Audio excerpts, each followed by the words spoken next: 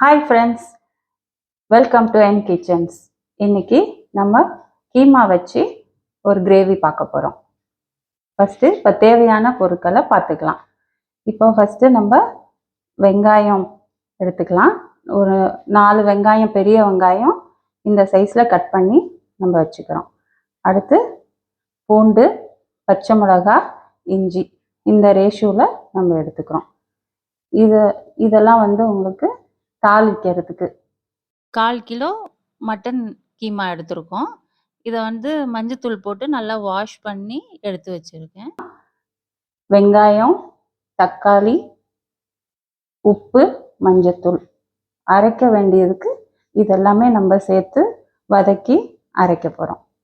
இப்போ நம்ம மசாலா எப்படி ரெடி பண்ணுறதுன்னு பார்க்கலாம். இப்போ 1 ஸ்பூன் எண்ணெய் ஊற்றிக்கலாம். அடுத்து வெங்காயத்தை போட்டுடலாம்.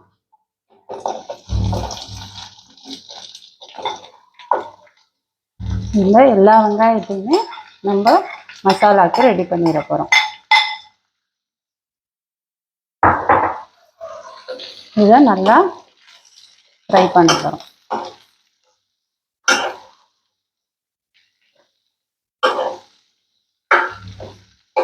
இது கொஞ்சம் லைட்டாக ஃப்ரை ஆனதுக்கு அப்புறமா நம்ம பூண்டு சேர்த்துக்கலாம்.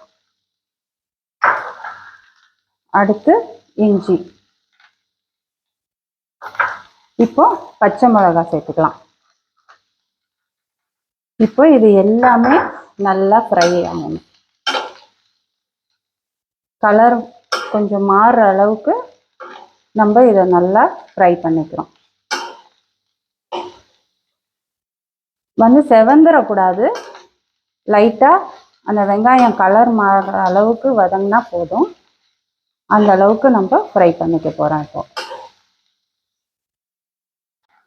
இப்போ இந்த வெங்காயம் இந்த அளவுக்கு நம்ம வதக்கிக்கிறோம்.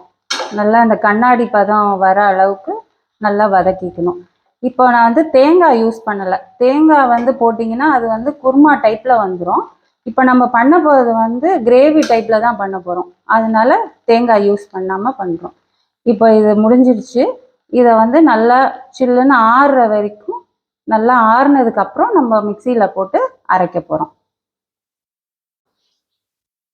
இப்போ நம்ம இந்த மிக்சி ஜாரில் இது எல்லாத்தையும் போட்டுக்கலாம்.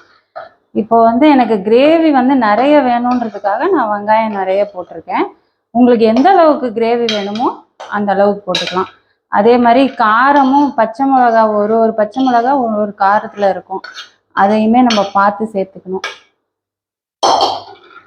அடுத்து நம்ம ஒரு பொடி கொத்தமல்லி வச்சுருக்கோம், அதையும் போட்டுடலாம். இப்போ கொஞ்சம் சோம்பு, பட்டை, கிராம்பு, கசகசா இதையும் இதில் சேர்த்துக்கலாம்.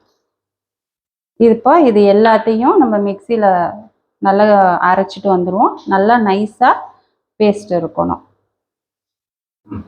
இப்போ நம்ம குக்கர் எடுத்துக்கலாம்.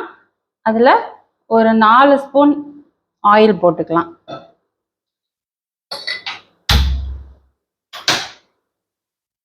இப்போ இது எண்ணெய் சூடாகட்டும். இப்போ நம்ம கிரேவிக்கு தேவையை ரெடி பண்ணிடுவோம். இதை தாளிக்கிறதுக்கு நம்ம வெங்காயம் எடுத்து வச்சுருக்கோம் இல்லைங்களா, அந்த வெங்காயத்தை போட்டுடலாம்.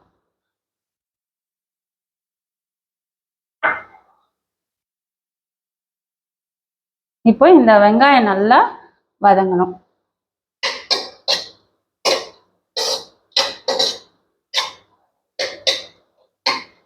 இப்போ வெங்காயம் இந்த அளவுக்கு நல்லா வதங்கணும். நல்லா வதங்கிடுச்சு. இப்போ நம்ம தக்காளியை போட்டுக்கலாம்.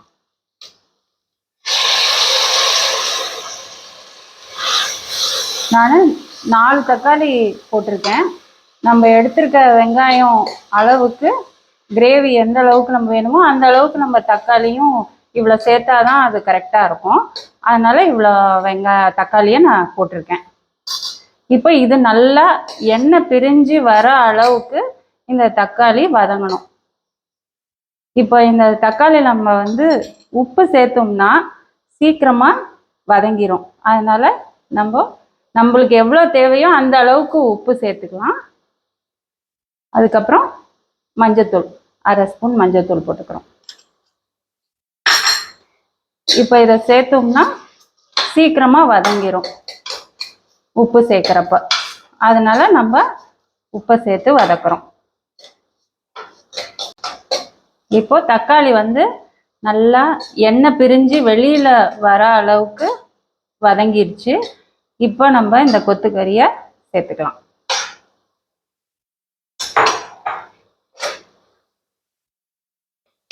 இது வந்து ரொம்ப வதங்கக்கூடாது.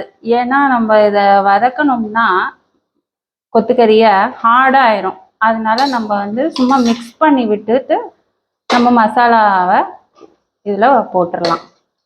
இந்த அளவுக்கு மிக்ஸ் ஆனால் போதும். ரொம்ப வந்து நம்ம வதக்கணும்னா மட்டன் வந்து ஹார்டாக ஆயிரும். அதனால இந்த அளவுக்கு போதும். இப்போ நம்ம மிக்சியில் இந்த மசாலாவை அரைச்சிட்டு வந்துட்டோம். இதை வந்து இதில் சேர்த்துக்கலாம். இது நான் பச்சை மிளகா போட்டிருக்கேன். நிறைய பேருக்கு பச்சை மிளகா ஒத்துக்காது, வேண்டாம் அப்படின்னா நம்ம வந்து மிளகாத்தூள் சேர்த்துக்கலாம். மிளகாத்தூள், மல்லித்தூள் கொஞ்சம் சேர்த்துக்கலாம். நான் இது மல்லித்தூள்லாம் எதுவுமே சேர்க்கலை, வெறும் பச்சை மிளகா சேர்த்து தான் பண்ணியிருக்கேன். இதை வந்து நம்ம இந்த மிக்சியை கொஞ்சம் தண்ணி ஊற்றி அதில் இருக்கிற மசாலா எல்லாத்தையும் எடுத்து கிரேவிக்கு தேவையான தண்ணியும் இதில் ஊற்றிக்கலாம்.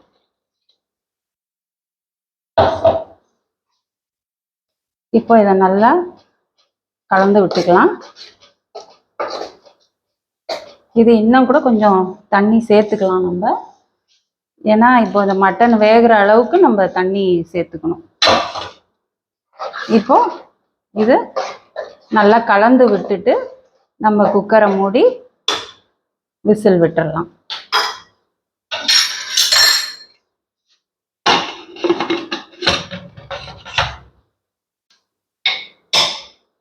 இப்போ இது 7லேருந்து 8 சவுண்டு வரணும், விசில் வரணும். இது வந்ததுக்கப்புறம் நம்ம கிரேவி எப்படி இருக்குன்னு பார்க்கலாம்.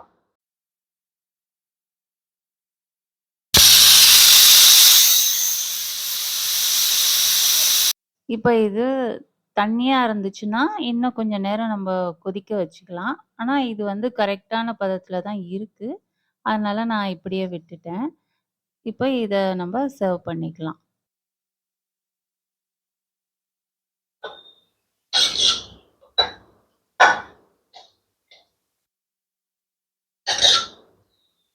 இப்போ இதில் நம்ம பட்டர் போட்டுக்கலாம். பட்டர் போட்டிங்கன்னா கொஞ்சம் அந்த பச்சை மிளகா காரம் வந்து நமக்கு வயிற்றுக்கு ஒன்றும் பண்ணாது. அதனால நம்ம பட்டர் போடுறோம். இதை வந்து நம்ம சூடான இட்லியோட சர்வ் பண்ணோம்னா ரொம்ப நல்லாயிருக்கும். அடுத்த வீடியோவில் இன்னொரு ரெசிபியோட நம்ம மீட் பண்ணலாம். பாய்.